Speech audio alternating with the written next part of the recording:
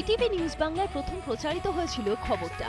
আসানসোলের চন্দ্রশেখর কুন্ডু পর্দায় হেলমেট ছাড়া বাইক নিয়ে নায়ক নায়িকাদের স্টান্ট বাজি নিয়ে চিঠি দিয়েছিলেন মুখ্যমন্ত্রী মমতা বন্দ্যোপাধ্যায় ও কেন্দ্রীয় মন্ত্রী ভেঙ্কাইয়া নাইডুকে।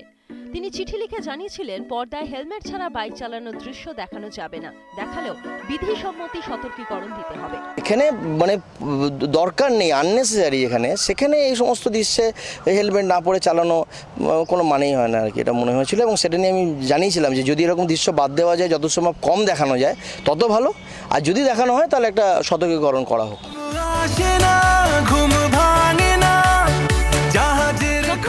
ছবিতে দেব ও রুক্মিণী হেলমেট পরেই ছবিতে বাইক চালাচ্ছেন।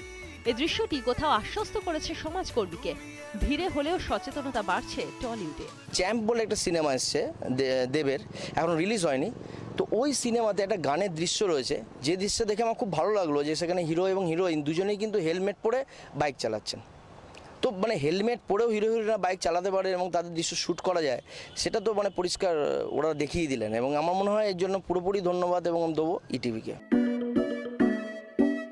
তবে এটা একটা ছোট্ট উদাহরণ। চন্দ্রশেখর বাবু চান গোটা ফিল্ম ইন্ডাস্ট্রি যেন এই বিধি মেনে চলে, তাহলেই তার এই উদ্যোগ সার্থক হবে। আসানসোল থেকে দীপক শর্মার report, ETV news Bangla, Kolkata.